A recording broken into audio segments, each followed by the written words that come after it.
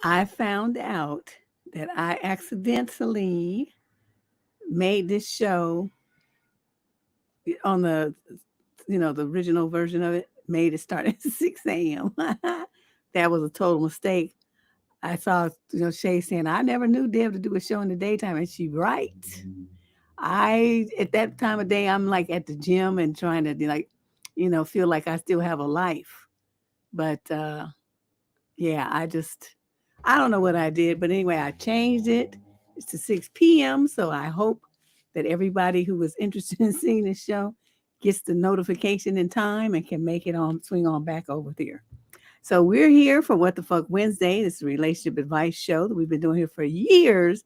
So we switched it recently from Tuesday to Wednesday due to my cousin's schedule. She's the one who reviews all the emails that come in and decides which ones will be on the column. So, I had to go with her schedule. And so there you go. Wednesday turns out to be better for her at this point. And so there we go. The show is now called What the Fuck Wednesday instead of Tuesday. And my lovely moderator, Shay the Light, has been with me for years. She's always here. Hey, everybody. Poor Tia Taylor. She was here this morning. Poor thing. I felt so bad. I messed up. And I hear that the notifications are kind of janky sometimes on YouTube. I don't know what to say about that, but I have no control over it. I can't do nothing about what they do and don't do.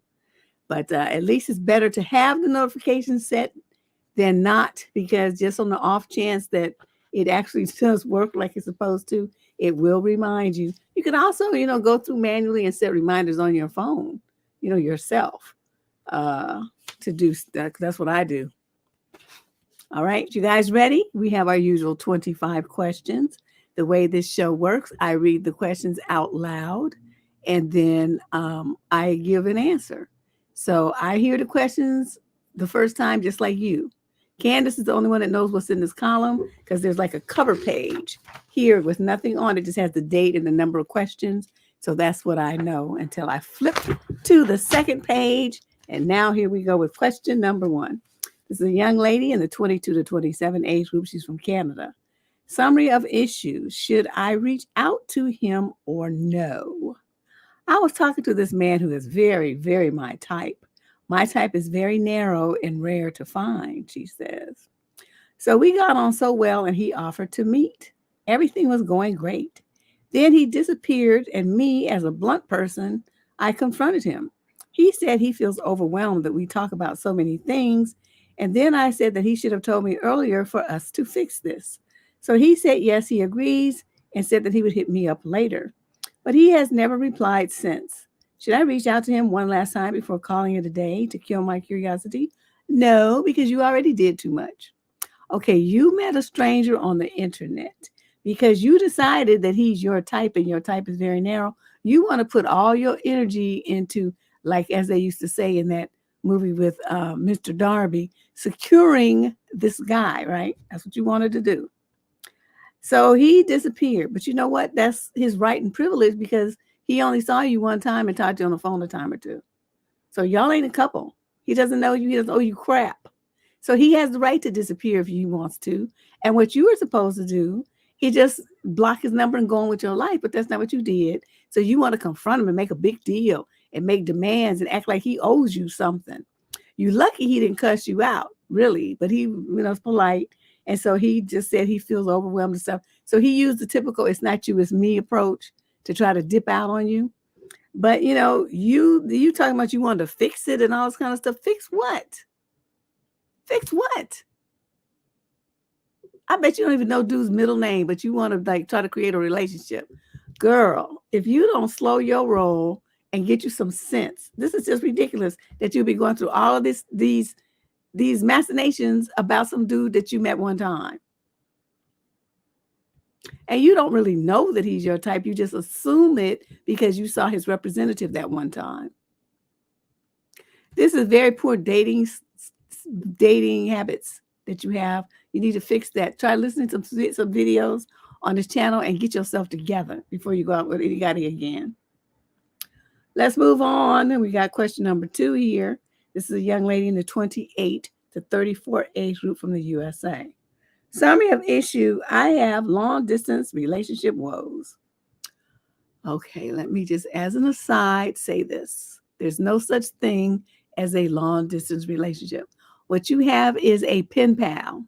What you have is fly in or you fly out booty. That's what you have. That is not a relationship. A relationship, you have to see each other every day or at least a few times a week. You got to touch them, look at them, breathe on them, roll up and hold their hand, just do day-to-day stuff with them. That's a relationship. Somebody that you have a relationship with over Zoom or Teams or Google, whatever, or, some internet thing or phone is not a relationship. It's a fantasy. Okay. So I just want to get that out there before I go on and listen to the rest of this drivel that you're talking about. Okay. I'm currently in a long distance relationship. I'm 31 and the guy I'm writing about is 38. I met him while visiting friends out of state. We started dating in January, so it's relatively new. And since we're long distance, we've only spent a few weeks together in person. But we have fun together and the relationship has been smooth so far, but our values, morals, and politics are complete opposites. The reality is that we do not see eye to eye on many topics. I don't usually think differences are deal breakers, but this one is heavy. We talked about starting a family/marriage in the future, and you only met him in January? This is only May. Okay, and now I'm not sure how we would raise children if we don't agree on much. I would also be the one relocating if our relationship makes it. I'm not the biggest fan of the state he lives in either, so it would be a major move for me. Just looking for different perspectives on the situation from you and the squad. Thank you, Candace, for picking my letter. And she put like some hearts and shit for Candace. Okay, let me just say this. One, you don't change your life for a boyfriend. Okay, you wouldn't even be engaged to him, nothing, and you're gonna pack up and move across country chasing him down like he's the only man on this planet. You're not gonna do that. And if you guys don't have much in common, as you get to find out, not even being in each other's face, but via long distance, you see that you guys have completely different moral value and value stances. What is it that you're hanging on to so tight? That's the point of dating. You're supposed to find out these things. And if it makes sense for you to continue with the person, but you find it's out and you still want to try to continue with him anyway. That's not how you date, girlfriend. That's not smart dating. He's not a good match for you. He might be nice. He might be better as a friend, when he comes to town or whatever, and you guys go out and have fun and quote, hang out, but not as your man. This is not somebody that you should really tie emotions in like that. It's not going to work. And plus, from my perspective, you doing too much. You thinking way ahead of where you guys are in your situation here. Well, if we should have children, just met the motherfucker in January. And haven't even seen him but 3 or 4 times. Ooh, Lord have mercy. Question number 3. This is a male in the 22 to 27 age group from the USA. Summary of issue: I need some relationship advice. My partner earns more than me, and I feel some kind of way about it. Oh, yeah, Ash, she tripping. She just way over the top. Way over the top. I don't even know what to say because girlfriend is just on one. Okay, so this guy says, okay, his girlfriend is making more than him. So I'm currently in a 7-year relationship with my partner. She's 26, I'm 27. I recently started my career after graduating university, but I'm still a junior and my salary package isn't that high.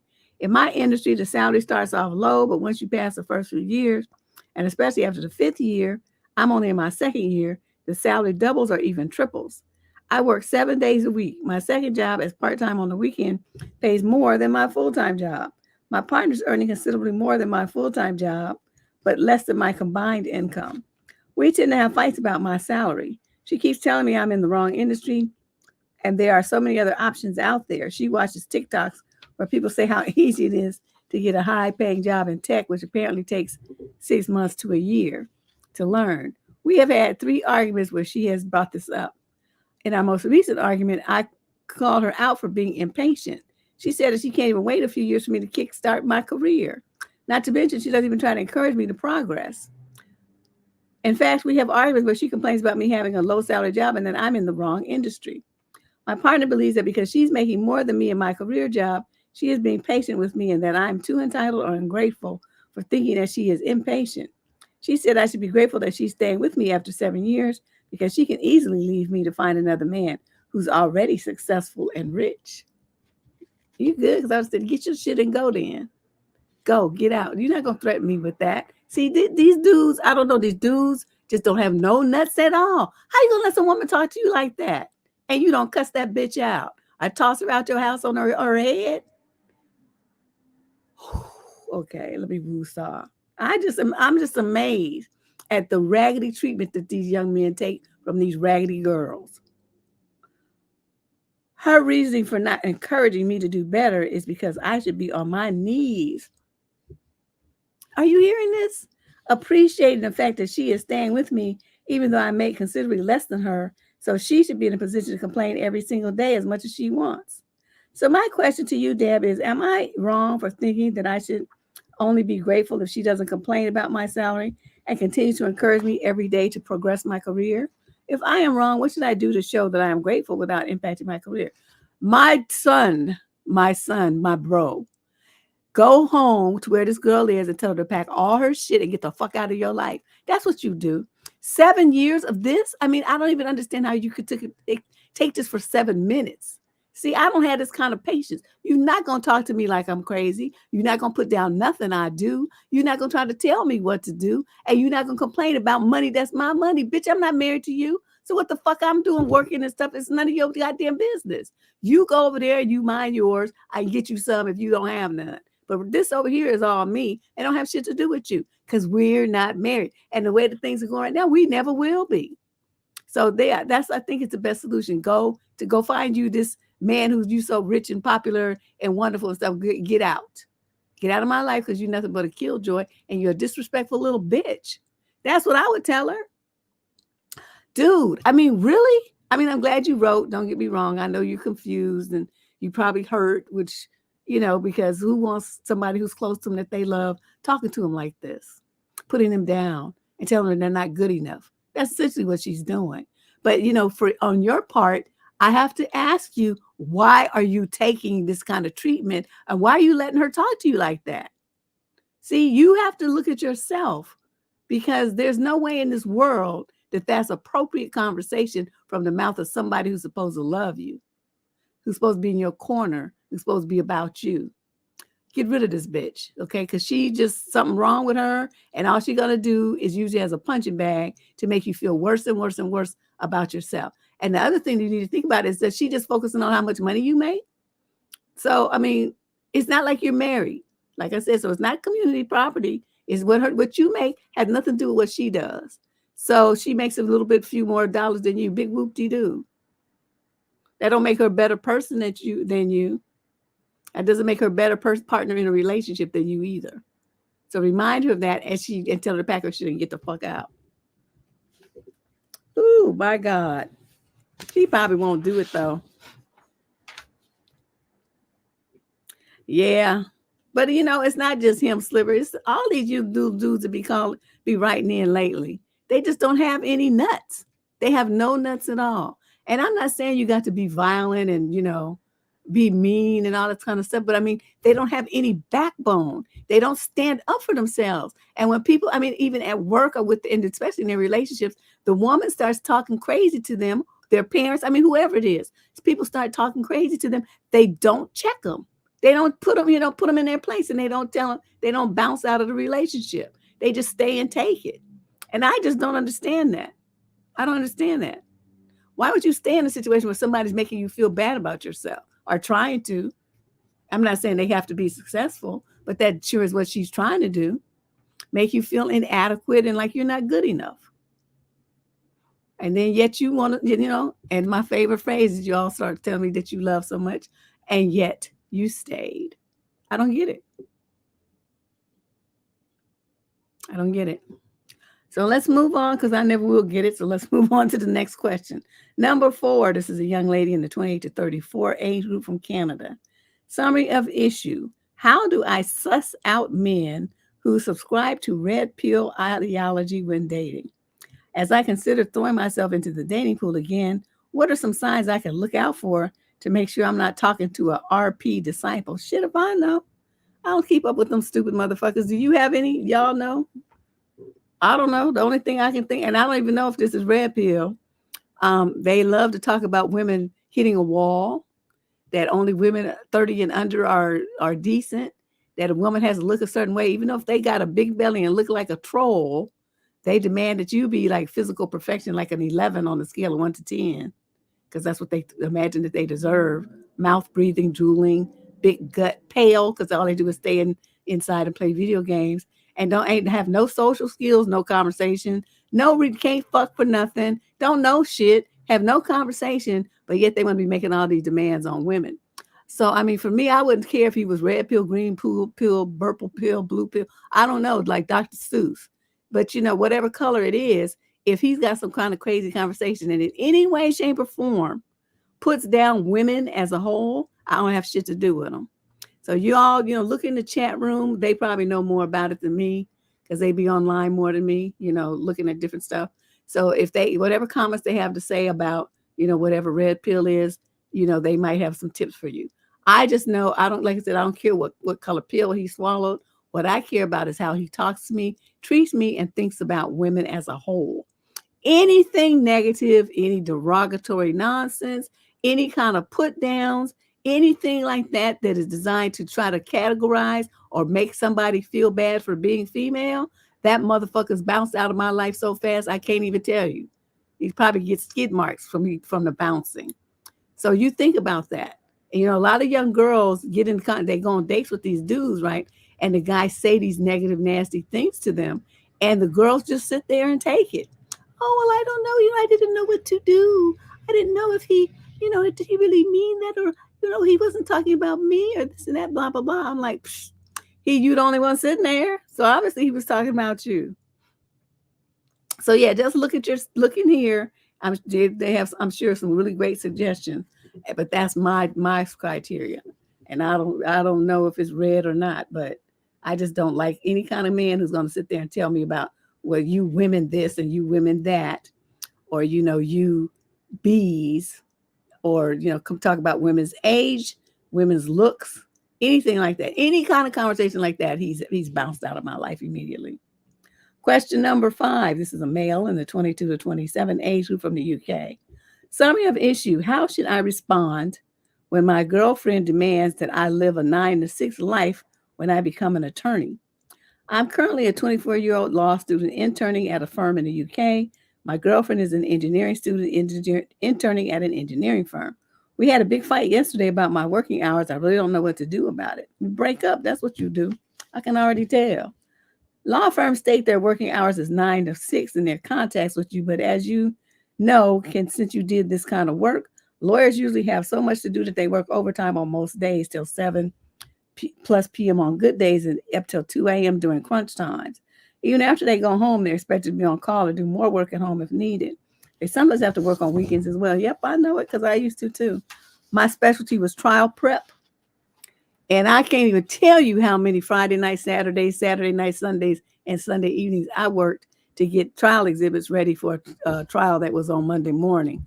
And then, you do all that work, and then they go to the courthouse, and on the courthouse steps on Monday morning, they settle the case. Oh my God, it just makes you lose your will to live. But I mean, that's just the life of a law firm. It's definitely for people that are young. I couldn't do that shit. Now I'm too old. So he says, right now I usually stay 10 to 30 minutes past 6 because literally nobody, even the other interns, leaves at 6, and I don't want to look bad. Even then, I'm still one of the first to leave the office. My girlfriend is extremely unhappy with this, and she doesn't want us to live a life where we barely get to see each other because I'm constantly at work. She insists that when I become a proper lawyer, I should enforce my boundaries and aim to leave at 6 on most days. She said that staying past 6 will only perpetuate the exclusion of people with other commitments in life from the legal industry, which is an astute observation. Exactly. But you know what? She needs to understand that you understand that's part of the assignment. You understand that. And did that deter you from going down that road? No, because you want to be an attorney and you understand that these are the dues that you have to pay to make that happen. She don't understand that. So I'm telling you, dude, you're going to have a choice. Either you're going to stay on this path and become an attorney or and get a new girlfriend, or you're going to stay with this bitch and she's going to derail your whole life and all the years you went to school and law school for because she wants some fucking attention like a baby. This is not the girl for you. You need somebody who's going to be understanding and supportive and who's got enough of her own shit going on till 6 or 7 o'clock at night that y'all come together and you can commiserate and it's all good because she got shit to do. She's not sitting around there at the house twiddling her thumbs waiting for you to walk through the door. That's her problem. She also, I'll see it here, it is right here. She also manages to point out that she managed to work only 8 to 5 every day, even though most of the full-timers work till 6 or 7. Literally, no lawyer I've spoken to works normal office hours. The only people who manage to be back around dinner time are the firm's leaders, but they usually continue working late at night after tucking in their kids to sleep. So no, I probably can't just walk out at 6 and be uncontactable till 9 a.m. without adverse consequences to my performance review. Exactly. Like you won't make it. Internship is a competition, in case you don't know that. They're looking at how well you work, how much you accomplish during the working hours, how well the clients relate to you, and if you're in a position to bring in any new clients, how much money, how much book you bring in. That's what they're looking at during your internship. How accurate and thorough is your work? How accurate and thorough is your research? And if you do a really good job and you're there, you're dedicated, you do a good job, and the clients like you, at the conclusion of your internship, before you even pass the bar sometimes, they will hire you. And then, at a certain rate, and then after you pass the bar, they up your salary because now you're a full-fledged attorney. That's how it works. So, I mean, worldwide, that's how it works. So if you give up now and you start going home at 6 o'clock, you're shooting yourself in the foot and you will never make it. You'll stay an intern forever. So you have to just go get a regular job at like Trader Joe's or something. It's not going to work, dude. Stay focused on what it is that you want out of life and tell that bitch to take a hike and go find her somebody that works at Trader Joe's and be home at 6 o'clock. That's what she needs. She does not need a man who's got the drive and ambition that you do to be greater later. She don't do it. And she's too controlling. So get rid of her. I'm not even going to finish reading all this because I already see what direction it's going. And you just wrote a damn novel. You want to know what to do. I just told you what to do. And it's what, even if you don't want to do it yet, you're going to finally slowly come to that realization. And she starts wearing you down and trying to get you to change your dream. This is your dream that you've been putting all this effort towards. Stay focused on making your dream come true, whether she's a part of your dream or not. I mean, I'm sure it's after 7 years, you always thought she would be, but I see the cracks in the relationship right now, and they're only going to get bigger the more you get, the more work you have to do. Because you think an intern does a lot of work. What's going to happen when you're an associate attorney? That's when the real dumping starts. You ain't seen shit yet. You be an associate and then try to work your way up to partner. All of that is a lot of work. And a woman, you got to have a woman who's understanding and part of your team. She's not. Understand what time it is. Question number 6. This is a female in the 22 to 27 age group from Georgia in the USA. Summary of issue. I am weirded out by my boyfriend's friendship. My boyfriend's 26 and I'm 23, and we have been together for 4 years and we live together. Okay. His best friend came to live with us and stays in the second bedroom. I'm okay with him hanging out with his friend, but the way they act around each other makes me think that his friendship is weird. Okay, you said it already. He calls his best friend first thing in the morning when he wakes up, and he keeps calling him throughout the day despite living in the same house. He only comes to our room when I tell him food's ready, and he barely talks to me. He comes to eat with me and then goes to his best friend's room to hang out. When we are traveling together, my boyfriend chose to sit with his best friend on the train while his friend every time he's about to leave to let my boyfriend know that he's going out. One time his friend came to borrow a toothpaste and a bed sheet. My boyfriend asked me where they were, and I answered, I don't know, as I genuinely didn't know where he had put them. He got mad at me. I talked to my boyfriend about how unusual his friendship is, but he tells me I'm controlling and don't let him have friends. I'm okay with him having friends. In fact, there are a few of his friends I genuinely enjoy being around. It's just that this, quote, friendship with his best friend seems very weird to me. He keeps on telling me that it's normal and that's just what best friends do. Am I the one that's insecure? Are these things normal in a friendship between two guys? No, they fucking. You don't get that? You're the third wheel. You're the beard. You're covering because your boyfriend is gay as hell and that's his lover. Now, I know that's what you don't want to hear, but I know you're thinking it. That's why you keep calling it weird, because you don't want to just make that transition over to the fact that they fucking and that's his boyfriend. And you just there as cover because he's not ready to come out the closet yet. That's what that is. Okay, now that I've told you, be warned. Go get yourself checked. And then pack your stuff and get the fuck out of there. Let them have each other. Okay, don't act like you don't know what's going on. You know very well what's happening here. It's trying to play stupid. Question number 7. I'm like, I wish I would have a boyfriend who did some shit like that. Soon as his friend came in the house and moved in, and he started spending more time with his friend than he did with me, I would have deuced out. I'm not having it. What do I always tell you guys, right? If you're in a relationship with a man, he's not giving you the relationship that you want. He's not giving you the relationship that you need. What do? You don't need to confront him. You don't need to write advice columns about it. You don't need to talk about it. You just pack your shit and get the fuck out. That's all you have to do. It's not hard. It's not rocket science.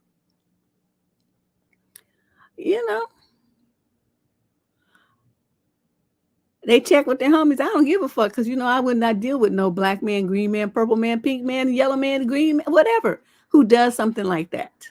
I need a man who's independent of his friends. I mean, he could have them. Don't get me wrong. You have your friends. But I don't want your friends with you talking to your friends every day, gossiping like a fucking bitch, and you talking all this shit. You got to talk, checking with your boys all the time. Your boys always at your house and you always at there. That's some sus shit. I can't have a man like that. That's not somebody who stands alone and stands strong. He's just like a groupie or something. I can't have a man like that. I just, to be straight, tell you.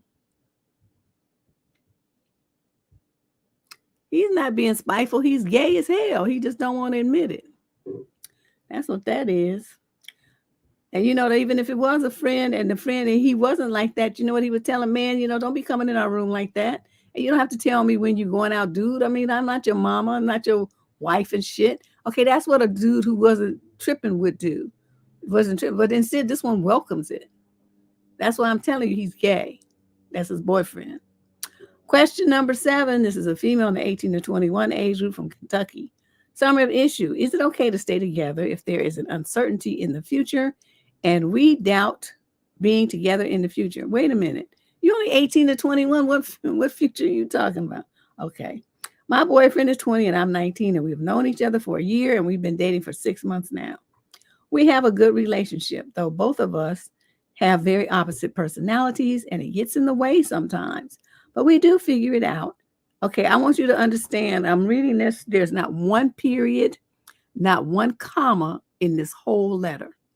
She did make capitals. That's the only reason I know it's a new sentence. But there's no punctuation in this entire thing at all. Nothing.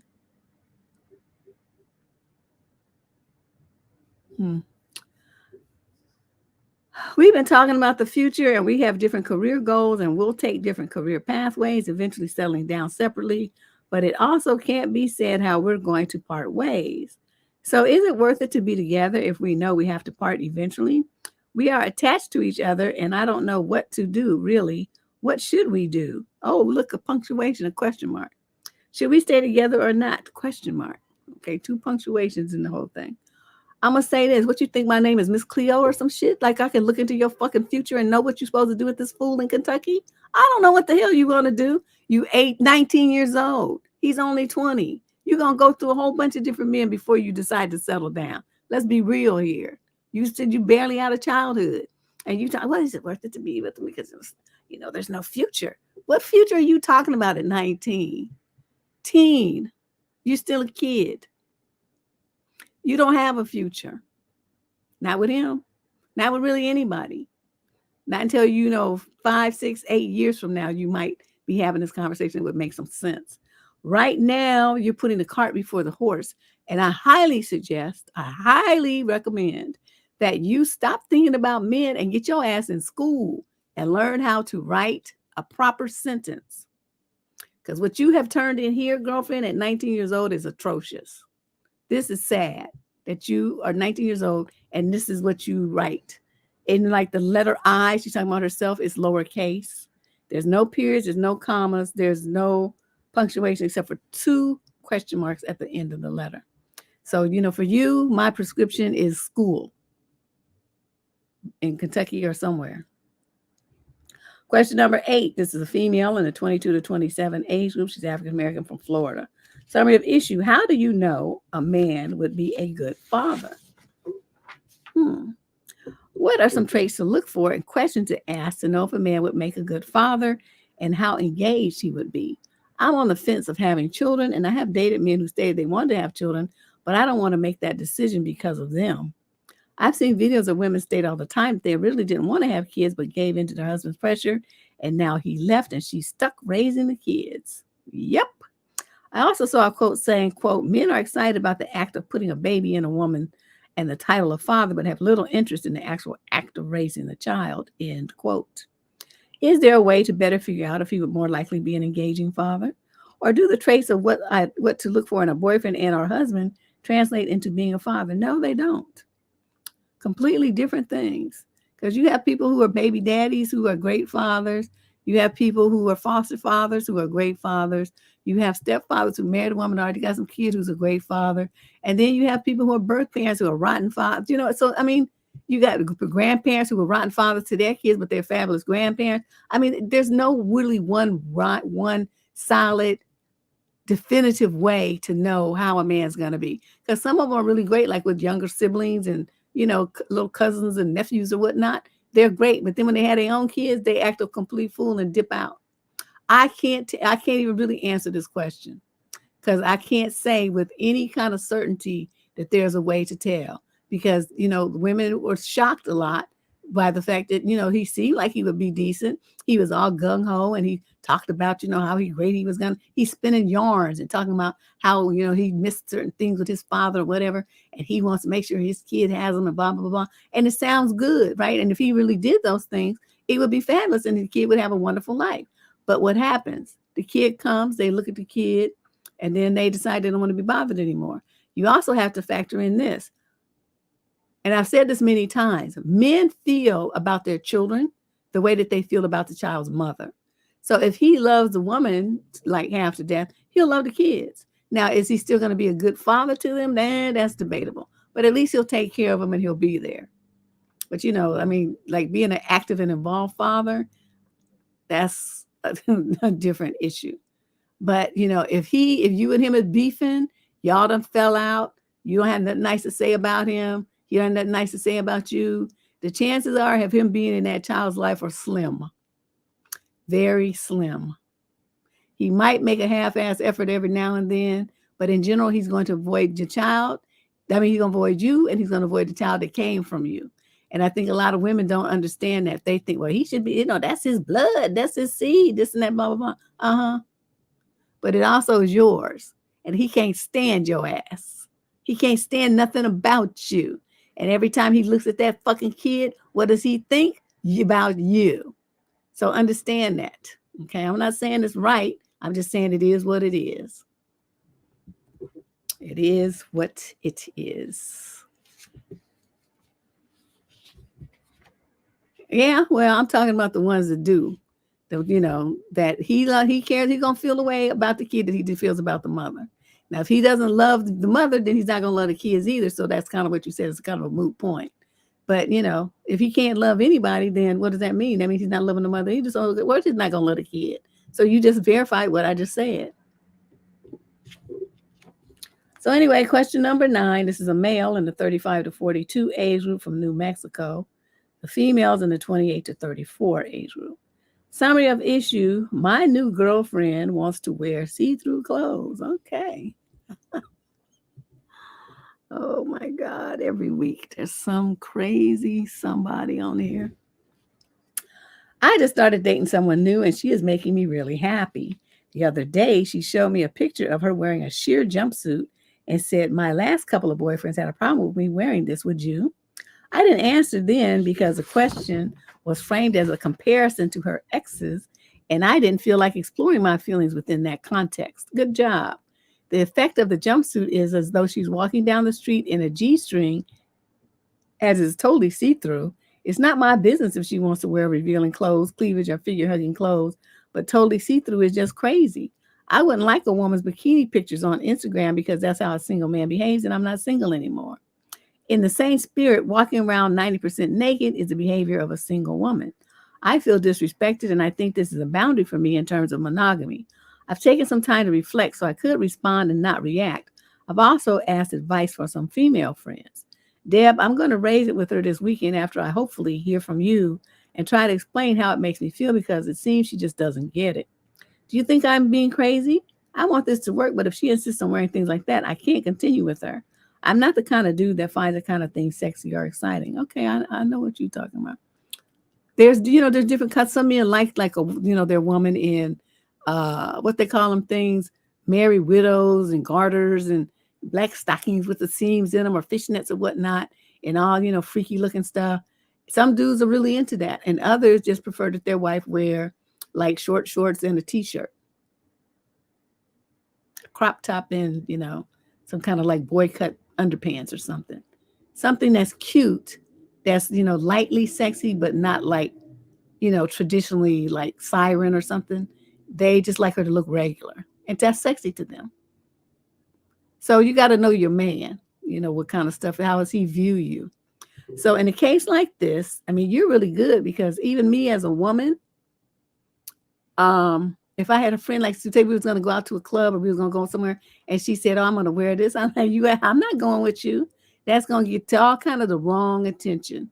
Having dealt with crazy men, I'm not trying to be in a situation where you're going to be walking around and they're going to be trying to grab you and feel on you and stuff. And then you're going to be mad. See, it's like, why would you go into some place where there's charcoals with some gasoline draws on? And then you're going to be upset about catching on fire. See, that's how I would view something like that. So for you, I would just, you could go back and say, I've been giving what you said some thought. And I'm going to just be honest with you. To me, the only women that dress like that is hookers on the street. So if that's what you want to do, I mean, I'm telling you can't do it, but you're not going to be with me because I don't feel like dating no fucking prostitute. And you're like, you want to walk around the street looking like that and just showing your entire body and your titties and everything to every stranger on the street, then you do that, but you're not going to be with me. So what you want to do? That's what I would tell her. If I was a dude and with the straight face just like this.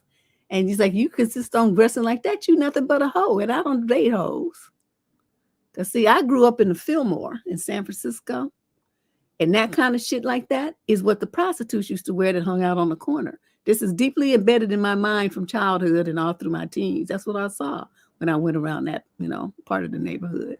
That's how they dress. Coochie's all out, booty cheeks hanging out and stuff. That's how they dressed.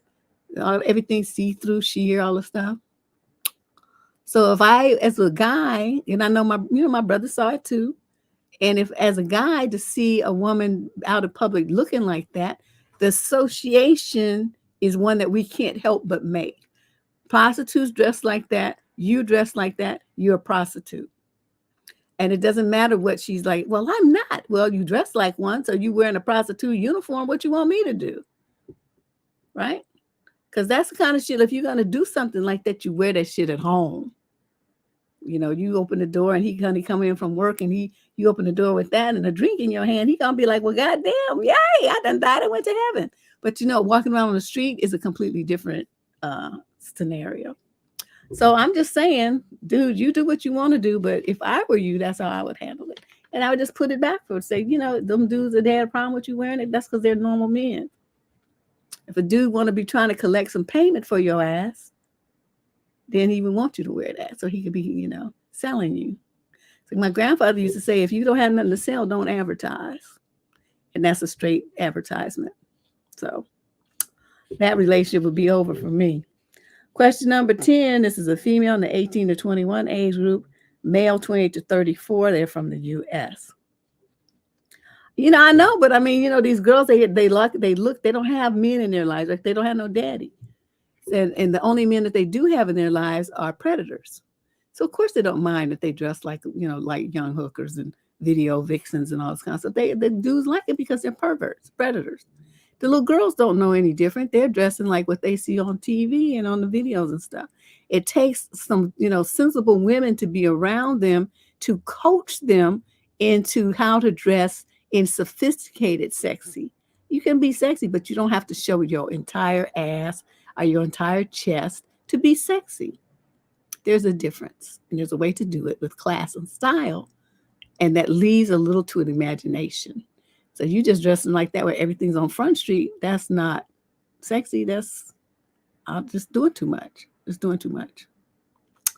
So that's what I say. Yes, exactly, Sliver.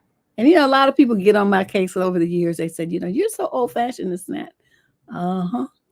Well, you tell me what, would you go to a job interview looking like that? Tell me that. Well, no. Would you go to church looking like that? Well, no. Would you go to, you going to meet your boyfriend's family for the first time? Would you dress like that?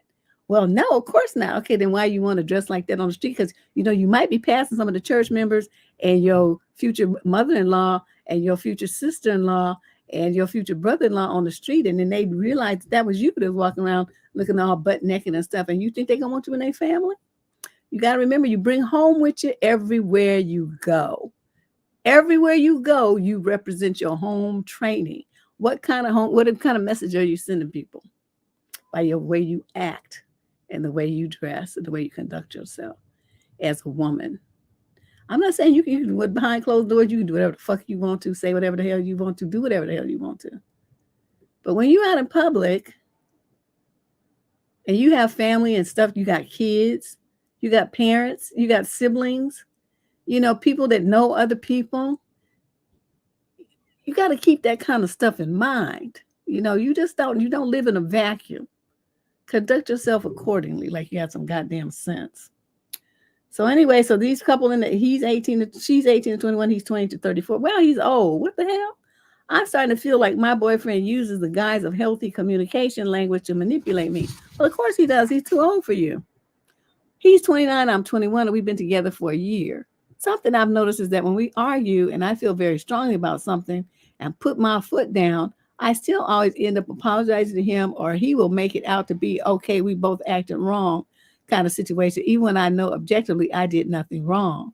He has been in relationships before, ones where he lived with those partners, and I feel that because I'm kind of inexperienced, I tend to just listen to him, especially in the beginning. So with my lack of relationship experience and his use of language, I feel defenseless in advocating my perspective.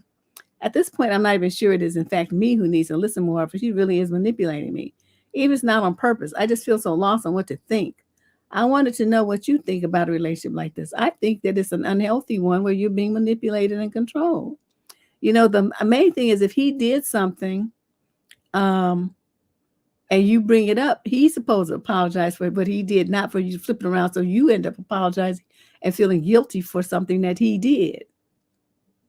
The fact that you, even in your 18 to 21 year age group with lack of experience, recognize the bullshit is very telling. So I'm going to tell you this, as a young lady, you need to start trusting yourself. Trust your intuition and trust your judgment. Trust when the warning bells and the red flags start waving. That's what's going on right now. But you're doubting yourself because you're so young and you think, well, I don't really know because he has more experience. Fuck his experience. That don't mean nothing. You know yourself, and you know what you get a feeling in the pit of your stomach when some bullshit's afoot. So you tell him, look, you do this shit one more time and this shit here is over. Because one thing I'm not going to do, just because I'm younger than you is like let you control me and manipulate with me with bullshit, not one more day. So, I'm telling you right now, you try this shit again, we're through here, sir. But you have to mean it. If you say it and then you stay anyway, then you just selling wolf tickets. Question number 11. This is a young lady in 18 to 21, and a male is 18 to 21 as well. They're in Canada. Summary of issue. I feel trapped by my suicidal friend who claims that he is in love with me. Suicidal. My friend has a crush on me. He's even told me that he loves me. He tries to spend as much time with me as humanly possible. He's very clingy. Whenever I'm on campus, he wants to be attached to me by the hip. He knows my schedule, so he knows when I'm in and out of class and knows when I'm usually in the library, so we'll sort of camp out on the spot. He knows I like to study at the library. I do not feel the same way about him at all. I think he's a good friend and I enjoy hanging out with him, but after he told me he loves me, I don't think I feel comfortable being around him anymore. I don't see how that's healthy at all. Good job. That's right. During that same conversation as his confession, he admitted that his goal for most of our friendship thus far, we've been friends for about 5 months, was to date me, but he had given up on that about 2 weeks prior. He's constantly talking about how he's afraid to lose me, and he's going to scare me away, how I'm the only friend he really feels close to. He feels safe enough to talk about how he feels. He has no purpose, doesn't see a reason to live. And well, then die then, bitch. Shit, fuck. Oh my God. Okay.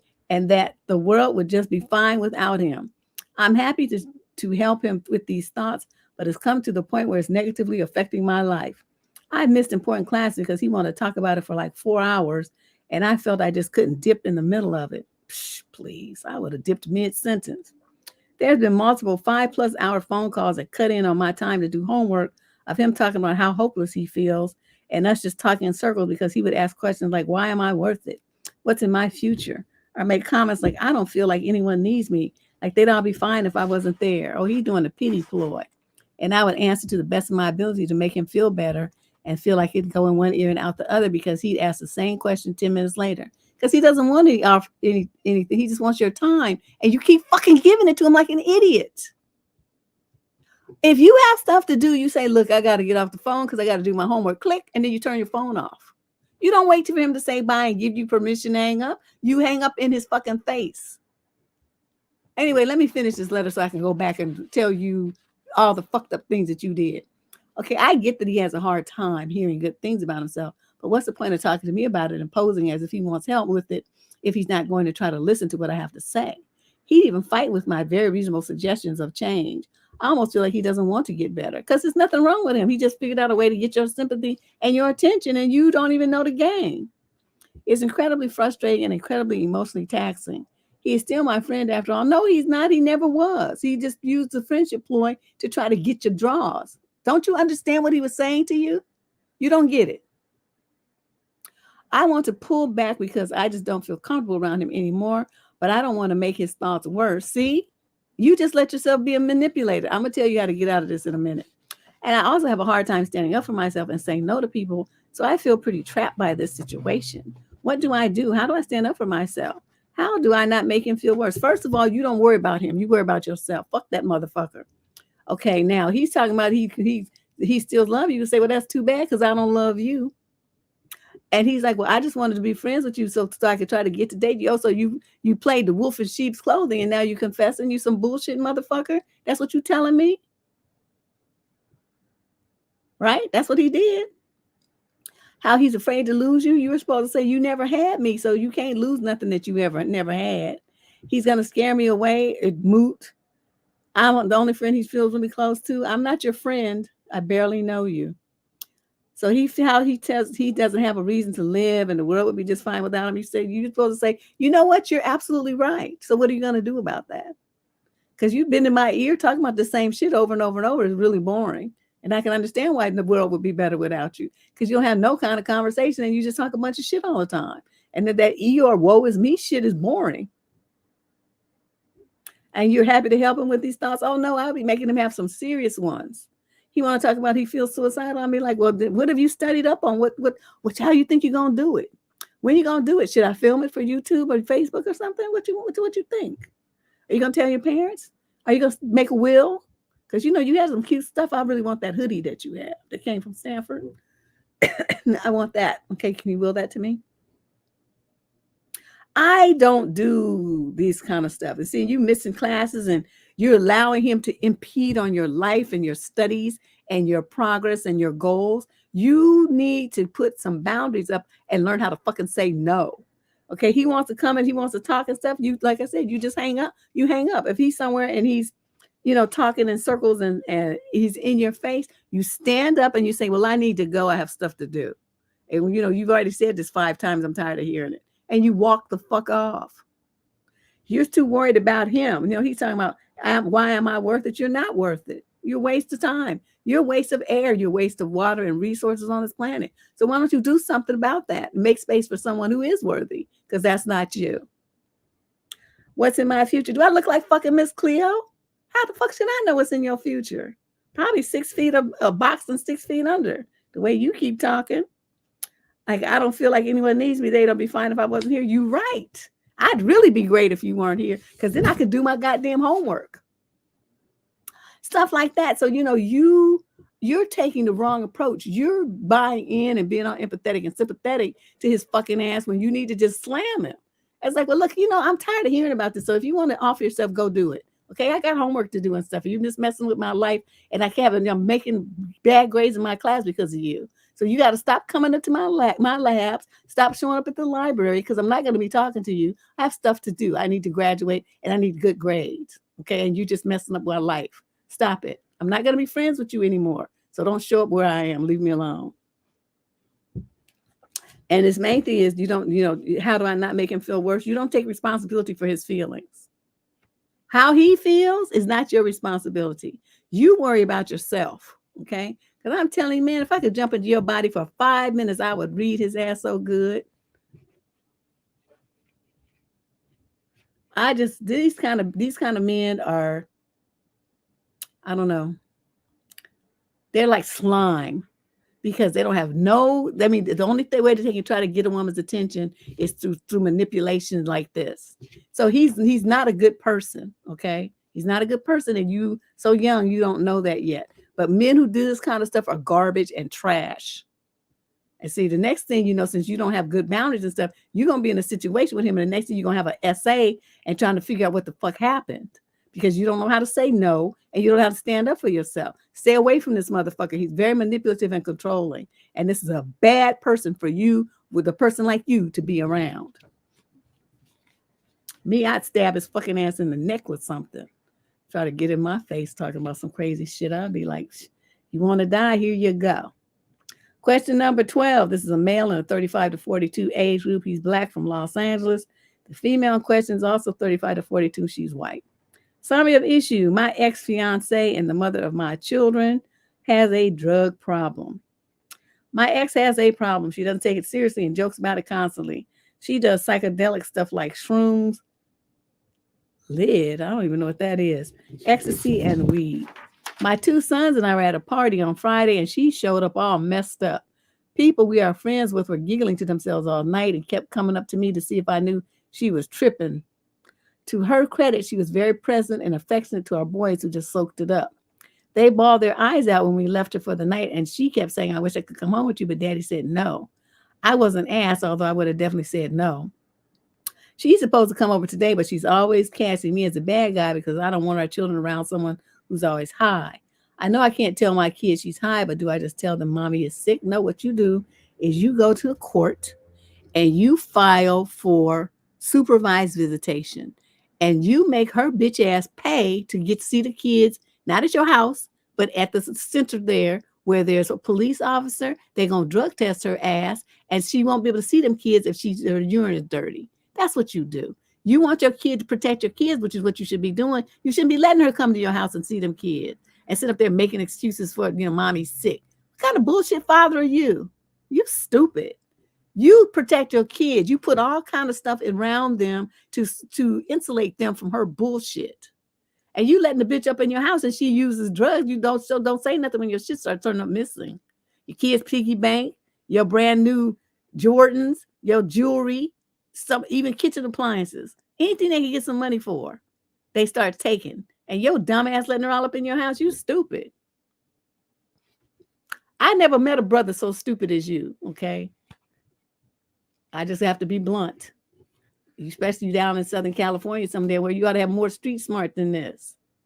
You can do something about them getting her butt tied up in court so she can't be bothering you and them kids with her high ass. Question number 13. This is a female in the 22 to 27 age group. He just pissed me off. Somebody go to his house and get his black card because he don't need it. He's stupid. And just gonna get involved with some trifling, trashy, just skanky woman to have kids with. You stupid. Question number 13, female 22 to 27, California. Summary of issue. I think my boyfriend is, quote, emotionally unavailable and I need any advice I can get. So, Deb, I ended up in a relationship with someone I'm 99.9% sure is very emotionally unavailable. He used to be amazing at the start. He gave me so much effort and made me feel great about myself. Oh, did he now? What we had was amazing. And that was when he was still, quote, chasing me. I see y'all over there laughing. I'm just mad at that brother. He just messing up. But then I made him feel emotionally secure and made sure he knew that I cared, and he slowly, completely stopped making any sort of effort. He also flakes on me all the time. Oh, really? All the time? That should have been one time. He cancels plans at the last minute for no reason. He chooses his friends over me. He's not emotionally supportive. He gets angry and defensive when I tell him how his behavior makes me feel. He takes hours to text me back, even though he doesn't even sleep with me anymore. I'm not even among his top priorities, and he refuses to talk about anything that has anything to do with the future, aka he's scared of true commitment. I told him he makes me feel worthless. He got angry, so I broke up with him. The next day, he started texting and snapping me like nothing happened. He told me that he would come and see me to fix things. Stupid me, I agreed. You're a dummy. And when he was supposed to show up, he didn't. Of course he didn't, because you failed the test. You said you want to break up with him, and as soon as he says, I'm going to come over and we're going to fix things, what do? Okay. Weak ass. When he was supposed to show up, he didn't. I texted him to see where he was.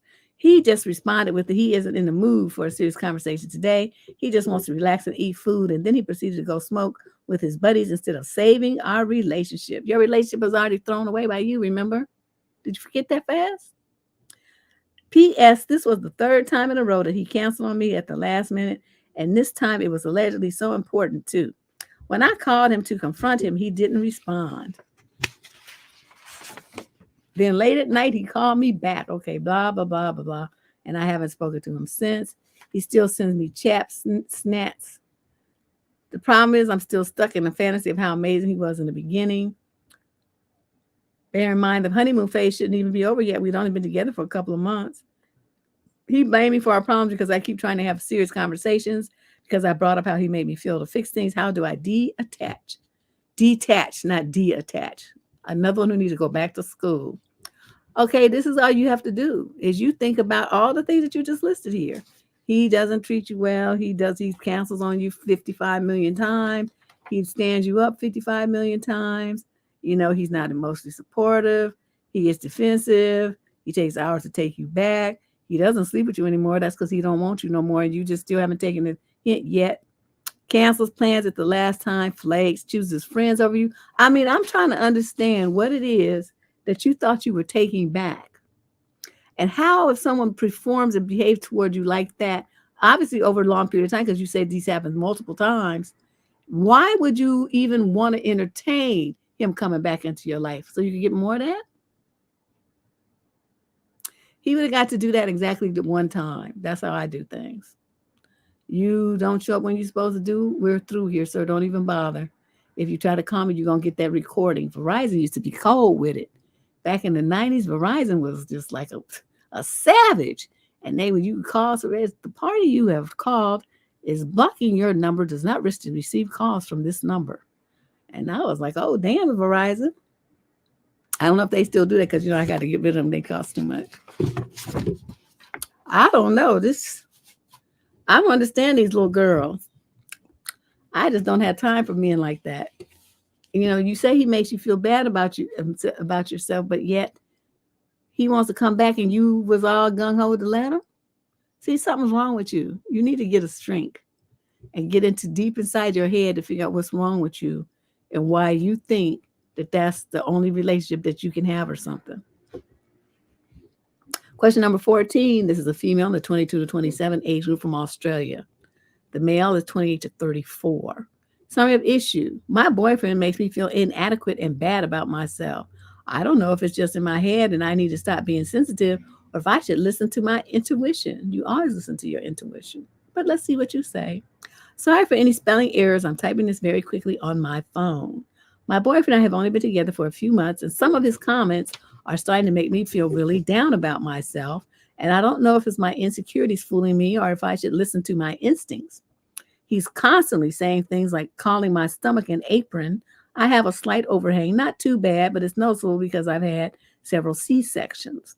He keeps telling me all of his sister friends are so good looking and so is his sister, and that they're in a category which is high. And I said, well, what category do I fall in then? Oh, you fell for it? And he responded with, well, you're slightly above average, so think of it as category A, B, C. You're a B and they're an A. And I could never date anyone in category because I feel like I'm category C. But also saying that he loves talking about himself and thinks he's also the best there is, so he goes back and forth. He's an idiot. Why do you deal with them? I told him, so you're more or less saying that you settled for me? And he said, no, not at all. You're beautiful to me, but you're not a supermodel beautiful, and that's okay because I don't want that. I was speechless. He also brings up his sister a lot, going on about how beautiful she is and how everyone always goes on about her looks. I can't help but get upset because I feel like he's degrading me in some way. No, he's perving on his sister. You're looking at this wrong. I'll be down there and say, do you know that your brother's fixated on you and talk about how good you look? And he's like, gets a boner about you and stuff. Are you aware of that? I would spill them beans so fast. I'm in the process of losing weight, but I've gone from 100 kilograms to 77. I'm about 160 centimeters tall, so I'm short. But I don't look overweight, just chubby. And obviously, I'm not going to look like a supermodel because I've had a few kids. I also have stretch marks. Today, he asked me if I were a woman, who do you think who would be better looking? I said, what? Why would you ask that? He's like, because I feel like I'm uglier than you, but if I were a woman, because my twin sister is so good looking, I'd be the good looking one. Ooh, I'd still be cussing him out. He also goes on about how I need to tone and I'm feeling very pressured because I'm trying, but it's hard for me to juggle trying to get into better shape when I have 4 kids to look after and a house to keep up with. What you have 4 kids for? What's wrong with you? He's a slightly overweight man, short, and doesn't do anything to work out. And I constantly feel like he is pushing his insecurities onto me.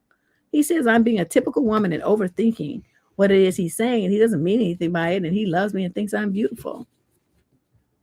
You didn't notice you didn't say nothing about how he looks. God just let us long as fuck. I tried talking to his mom about it, but she says it's because he's been cheated on and mentally abused in the past by his girlfriends, so he suffers with bad depression. When we take photos together, instead of saying that a nice photo, he always goes, wow, I look great in that photo, completely dismissing me. I want to talk about this, but I'm worried he would just dismiss my feelings. I'm tried telling him about how I feel, but again, he just says I'm overthinking it. How do I go about this? I just need some advice. What you do is you go up to him and say, look, you funny looking little weaselly troll with bad manners and the idea that you're some kind of wonderful looking specimen. Your ass ain't the Rock. Okay. You don't even have the little skinny body of Chris Rock. You don't have nothing. And you have the nerve to be trying to talk about me. You need to shut up before I start reading you. And, and because his twin sister, obviously they're fraternal twins, since she's a girl and he's not. And it's like, you wouldn't be good looking if you were died and got reincarnated. You still wouldn't be good looking. I only put up with you because I don't even know why I put up with you, because that's about to be over, because you run your mouth too fucking much and don't know when to shut up and always saying some stupid shit. So she says he's slightly overweight and short and doesn't do anything to work out. So that means he's looking like roly-poly and he got pudge and stuff. He got a belly and shit. No, that would be grounds for me to read him. It's like, boy, don't make me start bouncing you like a beach ball. You're sitting up here trying to talk about somebody else. You ain't seen a muscle. No, I couldn't be bothered with this dude because I would just want to hurt his feelings. It's just like in me even right now to say some foul, funky stuff to him. So I don't know how you stood it. And you just bite and just get all in your feelings about it and stuff. You never let men get in you in your feelings like that. You need to watch that video called Control Your Emotions. is going to be the key to your success in dealing with this guy and any other men in your future. You don't let men get in your head like this. Soon as he started talking all that shit, you're supposed to turn around and look at him. Well, what did you know? I might be a 5, but you a 2.5. So, I mean, you still came up, right? Whatever he says, I would have to flip it around and fuck him up to make it seem like he was the one who was, trying to project his insecurities onto me. Yeah. I don't even like these kind of dudes, just platonically. I just don't like these kind of guys. They feel bad about themselves, but in order to try to build themselves up, they want to, dump on women. That's what they do. And it's like, if you such a big fucking man and you such a, impressive specimen, let's see you go over here and tangle with some of these dudes and you talk to them like you try to talk to me, and let's see how that works for you. To borrow Dr. Phil's thing, because they would put that fist through his eye and he would be laid out. It's like, oh, look at you all there on the floor bleeding and shit. I bet you won't say shit else, huh? This guy's a joke. Ugh. Question number 15. This is a male. It's 22 to 27 age group from the UK. Summary of issue: my girlfriend isn't very hygienic. Okay, we have at least one of these nasty people letters in each column. It's like, what? Do people not bathe anymore? Okay. Let me just get straight to the point. My girlfriend isn't very hygienic, in my opinion. She only brushes her teeth once a day, which is in the mornings, never at night. Which is annoying, as she always wants to have nook at night, never during the day or in the morning. So it's difficult for me to get turned on when her breath stinks. Especially since she wants me to kiss her deeply for a few minutes before we even start doing anything else. Can you imagine? Morning breath is already bad enough sometimes if, depending on what you ate. Morning breath is kind of, it's a 50-50 risk there. And that's even if you brushed and flossed the night before. So if you got somebody who ain't brushed their teeth for 24 hours, got all kind of food bits rotting in there, fermenting, and then she slept all night, and then now she want to wake up in the morning and kiss you too?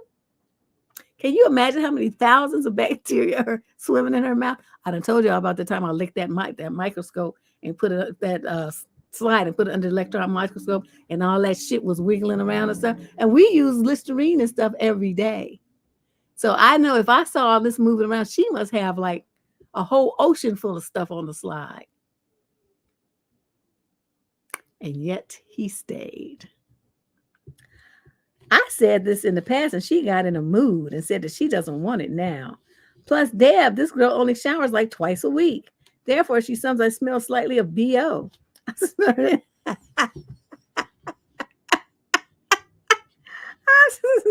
started noticing it a lot lately. The smell, and I always pointed out to her in a nice way.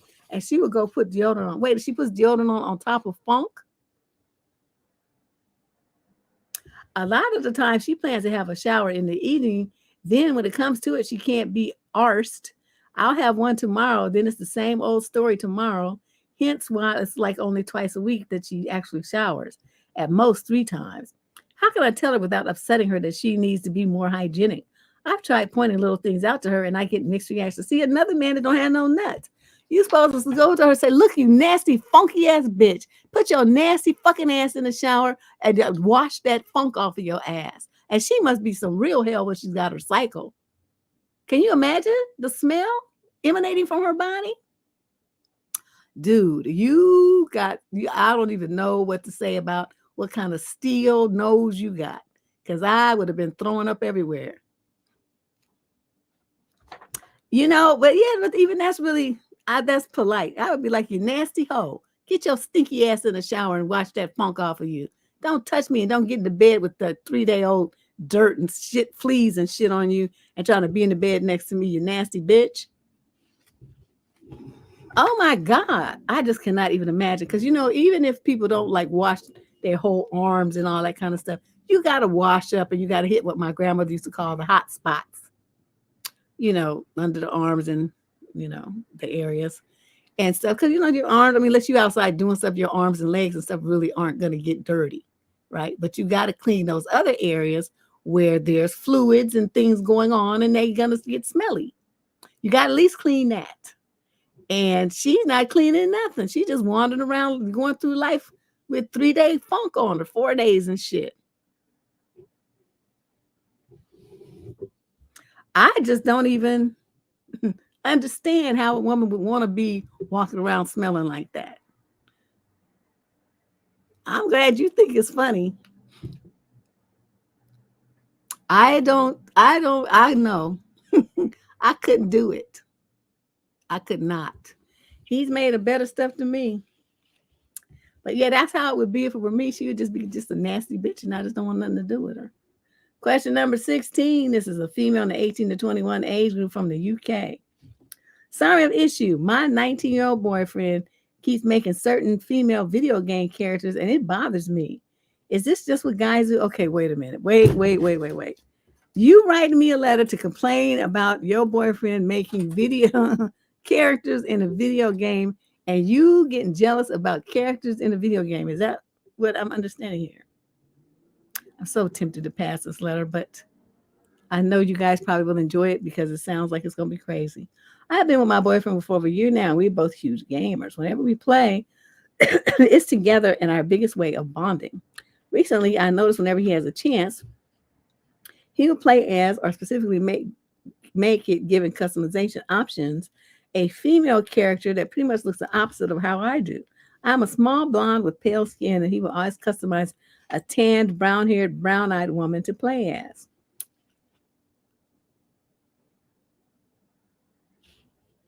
I don't know why, but recently it's been bothering me, especially as he put so much time into it when playing Far Cry 6. What? You lost me there. A game I didn't even know he had until he was halfway through it.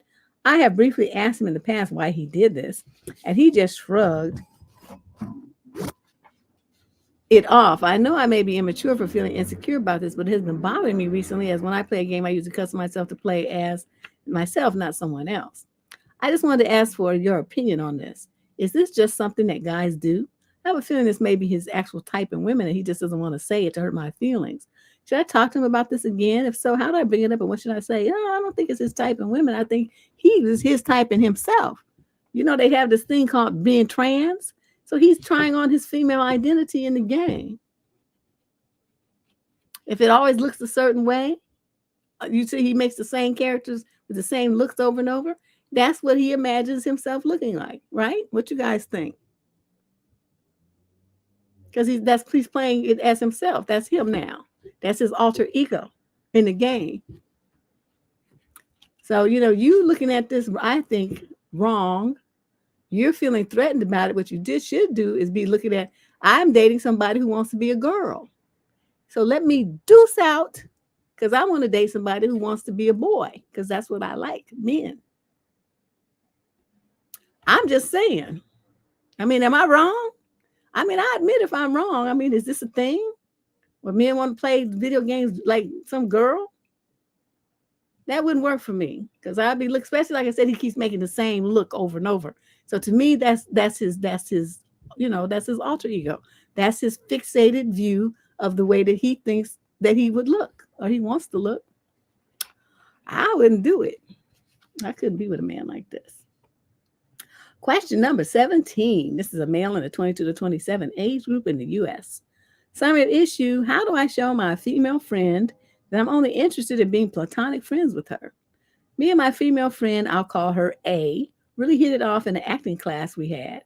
We're 23 and 25, both actors who are extremely serious about our craft, which was hard to find with that class. I want to ask her to hang out. However, she's a model and conventionally very attractive. However, she has a really nice personality and someone I would love to get to know as a friend, and just that, as we're in the same field, which is why I'm afraid that if I ask her to hang out and start showing interest, that she will get the idea that I'm hitting on her or looking for a romantic relationship. I definitely feel like just saying, hey, by the way, I'm not asking you out on a date, I just want to be friends, seems a little awkward. Our class ran for a few weeks and we worked together on a movie. Other than that, we only talked online for around a year since we're both busy.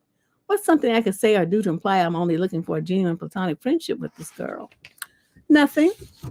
Because like you said, she's a model. She's very beautiful. And you know what that means? That means that she don't have no interest in being your fucking friend. That's what that means.